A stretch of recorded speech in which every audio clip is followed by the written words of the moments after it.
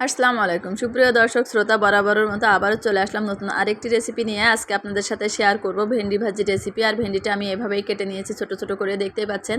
সাথে নিয়েছি আলু আর পেঁয়াজ। আলু আর পেঁয়াজগুলো আমি ঠিক এভাবেই কুচিয়ে নিয়েছি। আপনারা চেষ্টা করবেন যে আলুটা একটু চিকন করে কুচি করে নিতে, তাহলে খুব সহজে সিদ্ধ হয়ে যাবে। তো আমার এগুলো কাটার পরে আমি এখানে দিয়ে দিচ্ছি স্বাদ মতো লবণ, সাথে দিয়ে দিচ্ছি হলুদের গুঁড়া। তো এভাবে যদি আপনারা ভেন্ডিটা ভাজি করে খান, সেটা কিন্তু খেতে খুবই খুবই টেস্টি হয়। তো এখন আমি আলতো হাতে এটা সুন্দরভাবে মাখিয়ে নিচ্ছি। তো যতক্ষণ পর্যন্ত সুন্দরভাবে মাখানো না হচ্ছে আমি এভাবে মাখিয়ে নিচ্ছি। তো যারা আমার চ্যানেলে নতুন এসেছেন, প্লিজ আমার চ্যানেলটি সাবস্ক্রাইব করে রাখুন, পাশে থাকা বেল বাটনটা একটা ক্লিক করে দিন। তো দেখতে পাচ্ছেন যে আমার এটা মাখানো হয়ে গেছে। আর মাখানোর পরে এটা কতটা পিচ্ছিল পিচ্ছিল ভাব হয়েছে দেখতে পাচ্ছেন। তাতে কোনো সমস্যা না, এরকম হলে ভেন্ডিটা ভাজি করে খেতে খুবই খুবই টেস্টি হয়। এর জন্য বলছি অবশ্যই আগে থেকে এভাবে মাখিয়ে নেবেন। তো আমার এটা এখন মাখানো হয়ে গেছে। এখন আমি চলে এসেছি ভাজার প্রসেসে।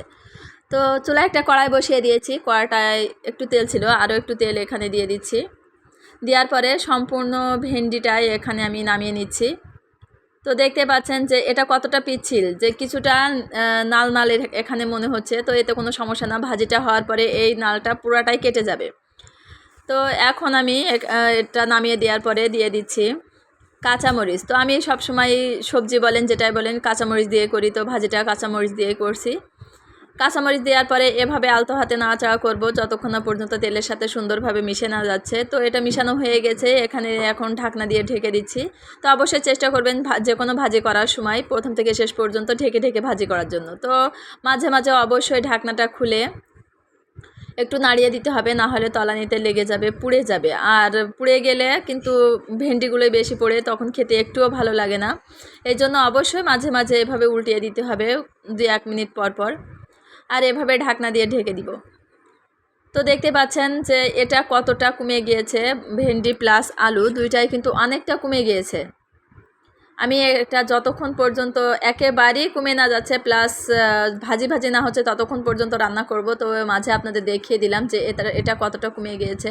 নাড়তে নাড়তে এক সময় দেখবেন এটা সুন্দরভাবে অনেকটা কমে গিয়েছে। তো মাঝে মাঝে অবশ্যই ঢাকনা দিয়ে এভাবে আমি একটু ঢেকে তারপরে খুলে আবারও এভাবে নাড়াচাড়া করে দিয়েছিলাম।